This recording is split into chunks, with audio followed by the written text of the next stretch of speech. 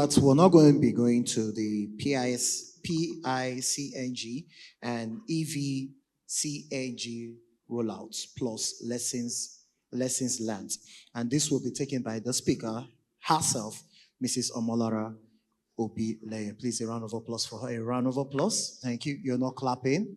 Let's give a round of applause. Mrs. Omolara Obileye. Please, a round of applause. You're welcome, ma. You know what's happening? Everyone's attention is focused on the commissioner. Don't worry, he will come back. Thank you.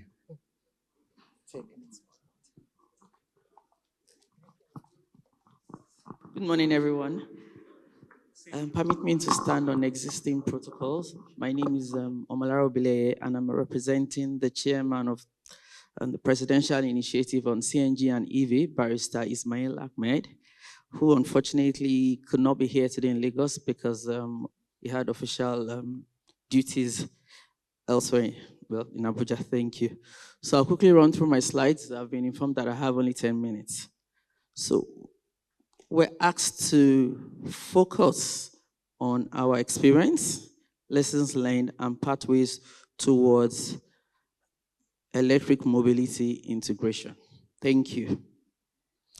Nigerians' transition. So I won't bore you with the background of why we have to transition as a nation. I believe all of us here in the hall have quite at least a little bit of experience around energy transition, where we were before the announcement by the president on the cancellation of the subsidy on petrol, and of course that immediately skyrocketed the price of petrol. And as of today, I think averagely we're doing about 1,003 per liter, and diesel is at 2,000. So I won't bore us with that. But for us at Presidential Initiative on CNG and EV, one of the things that we have learned from our experience is Nigerians' transition is not only CNG or EV alone. It has to be a mix. One of my partners said it's a healthy mix. We are transiting from fossil fuel to cleaner energy. And how do we break down this mix? The first part says, where gas reaches, we all understand the gas pipeline and how it works. Most of what we have in Nigeria today is populated in the southern part of the country, and not everywhere. So there's some states that struggle with gas infrastructure, and this is mostly common in the north. So if you do take CNG to the deep north and there is no gas infrastructure or pipeline to get it there, we would have challenges. And for such areas, it will be most commonsensical to deploy EV as their first transition fuel from fossil fuel. Where we have the second ones, where grid allows. An example will be in Lagos, where we do have a very dense urban city. We also have access to pipelines. We can have a mix of EV and CNG, especially for generating power and for fueling bigger utility cars that need to go for longer. At the end of the day, the common goal for us is to move from fossil fuel to clean fuel. However, we mix the CNG and the EV, and in future hydrogen and the other sources of clean energy. At PICNG, one of the reasons why the initiative was set up, we've grouped it into 4. 1, incentive adoption. The president wanted an initiative that would be ready, available to educate Nigerians on moving from fossil fuel to alternative sources of cleaner energy. In simpler language, it means something that would engage people to start to think about mobilization, transportation outside of petrol and diesel. And well, aside transportation, there's power and other things that alternative fuel has been, researched to be very good for in our country. The second one will be to facilitate investment. The government knows that the capital required for energy mix is not something that is affordable to the government alone, whether it's the federal government or the state government. So we don't have the capital, and we don't have the know-how, and we don't have the technology. So we were set up to facilitate investment in actual capital funding, investment in technology transfer, and investment in filling infrastructural gaps that exist with regards to the adoption of alternative fuel for Nigerians. The third would be to regulate the growth. Now, did we have existing government organizations that were already discussing clean energy? Yes, we had. But we also came into this space so that we can also coordinate and work with other stakeholders and see how best we can ensure that Nigerians who are interested in, not only interested in moving, are able to coordinate and manipulate through all the government bureaucracies and at least achieve what they've set out to achieve in terms of moving or putting fully to cleaner energy. And lastly for us will be to channel clean energy mix pathway so that there's clear terms on what case use is best for each sector, or do I say geographical location of the country. Next. So that's what we have as our mandate. In 12 months, well, next slide, please. In 12 months, in two and a half years, we are not 3 years yet. As at date, we have 24 states that are active with regards to CNG and EV rollouts. We have over 490 buses that we put out as part of our initial incentive. Just a bunch of figures that I can keep reeling out as what we have achieved, but let's just skip to the next slide. We've done a lot around infrastructure, safety framework. Next slide, please. And no, the slide before this. Infrastructure, development, safety regulations with other stakeholders. With Madam here from NADDC, SON, and other government bodies that are present in this sector. Fast forward to market acceleration. What we have done in the EV sector.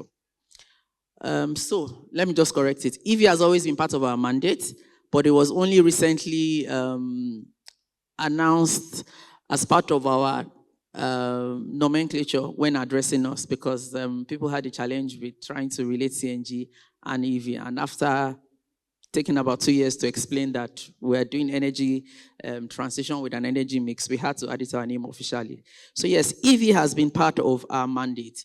And from inception, EV has been part of the deployment that we did as an organization when it came to transition to clean energy. And from 2004 till date, we have seen an accelerated growth of over 400%. Sorry, you're on the wrong slide. So we have an investment of over $574 million that has come into this space since the announcement of the removal of the subsidy and Nigerians' attention to cleaner energy. We've had over 52,000 people trained in the entire sector, and entire sector in terms of CNG and EV. And we have over 150 deployed infrastructure assets in terms of charging stations, EV charging farms, solar or energy-related infrastructure towards EV charging. We've had pilots launched with a couple of state governors that have put their skin in the game with regards to moving their states to cleaner energy, with regards to mobility. We have local industries that have emerged as a result of the thought of alternative fuel for Nigeria. And then we had the bridge between gas and EV infrastructure development. Nigeria's clean energy mix for us. Initially, because we have so much gas reserves, as everybody know, and it's not going to go anywhere, as a nation, we have to use it. What do we use it for? We've already used them for powering our gas. We already use them for powering our gas infrastructure. which in turn gives us electricity, which we would use to power a huge percentage of our charging stations. Two, we already have gas that we can also use for our transport because it's existing. We don't need to take it to a refinery. We don't need to refine it. So the cost to us is way lesser than taking refined products back into the country. So we needed to, as an organization, have a mix. Have a mix that we can say this is a Nigerian story. It's good to take lessons from those that have been in this part before us, but it's also good to bring back those lessons and see what will work for us as a nation. Where we are right now, we are discussing the best case use for energy mix depending on geographical position of each state in the country. For Lagos State, what is the strategic opportunity? Lagos is a commercial hub of the country. For CNG, we have one of the highest number of conversion centers here. We have 22 active refueling stations as a result of engaging and activating cleaner energy. We have done over 4,000 conversions within the state, plus more. And the growth rate is one of the best that we have seen in the country. For the EVs, most of the EV test run and pilot phases that we have seen with stakeholders has been deployed here in Lagos. I'm talking about the Owando electric bus. I'm talking about, we have engagements with major players in the oil and gas sector, the MEMAN members deploying electric charging stations within their filling stations as part of their plan for having the gas hubs of the future. That is filling stations that have all the products located in one space. Long story short, what are the key lessons that we've learned as an organization? First one for us is safety first all the time. All the time, whether it's CNG, whether it's EV, whether it is biofuel, whatever it is we do, safety is the most important thing. It cannot be overemphasized. We're working closely with stakeholders like FRSC, NMDPRA, and coming up with what we call the Nigerian gas vehicle monitoring monitoring scheme, where we would register all vehicles that have CNG in them, and also working with stakeholders like NADDC and the MPAN as the Electric Mobility Association on electric vehicles and the safe handling of those vehicles. Safety cannot be overemphasized. Number two, from our lessons learned, will be that infrastructure precedes demand. Where you have infrastructure, all policies that will enable infrastructure or a perceived notion that infrastructure would come, the market is instantly catalyzed. Nigerians don't want to pay exorbitant fees for fuel, and if there's an alternative option for them, they would take it immediately, knowing that it will be sustainable. The third for us will be state partnerships, government partnerships, and partnerships with organizations within the sector. An example of what we're doing today is an engagement that is with Lagos State. We've had same engagements with other states. We've had engagements that have even come from organizations that are interested in not only mass transport, but also ensuring that Nigerians have some savings every day on their mobility that can also add to the improvement of their savings. Number 5 will be the public perception. How do we manage this? How do we communicate to the public? How do we ensure that what we're discussing here is properly aggregated and a clear information is shared to the public out there? They say bad news travels fast, which is what we find out there a lot when we talk about alternative fueling. When you say CNG, the first thing you hear is, oh, it explodes. When you say EV, the first thing you hear is, oh, won't I get shocked? Or, oh, there's not enough electricity in my house. Why would I go and buy an EV vehicle? And that shows a gap that all of us in this room need to ensure that we fill in our time. How do we communicate clean energy? How do we communicate properly to the public that can give them some sort of safety and assurance in porting to alternative vehicle. Lastly, for us will be the fact that none of this can be done by one person. Government alone cannot do it. The private companies alone cannot do it. We must have clarity on how to work together to, one, speak the same language, two, have clear policies that are being carried along. Sorry, please ignore the slide. The slide doesn't tally with what I'm reading. It's completely off. Lessons learned. Back to my slide, sorry. No, the next one. Next one. No, before this. Before this. Before this.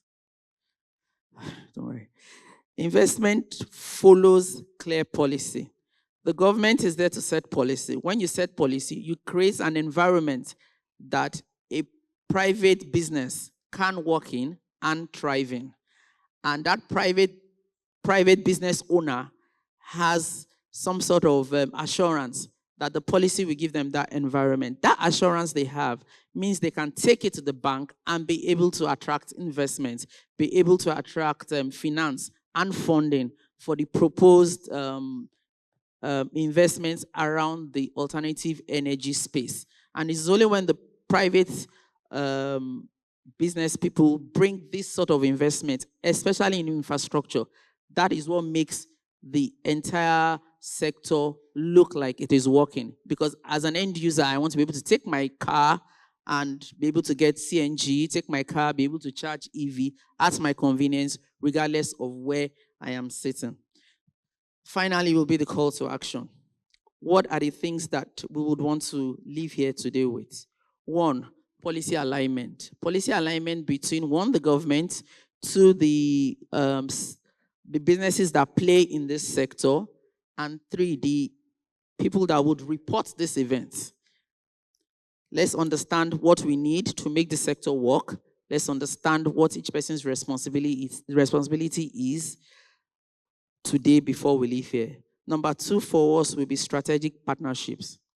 What are the things, who do I need to talk to ensure that we're able to achieve this within this room? We're very close to the NEDDC. We're close to most of these government sectors within this clean energy space in Nigeria. We also have private partners. I've said hello to over 6 of them here. And one thing I always tell our partners is the government cannot do this. The government is not as close to the people as we think they are. The government has to work through public-private partnerships. And the work has to be both ways. We need to work to you to tell you what the government wants. You need to get back to the people, and you need to give us feedback that this will work, this will not work.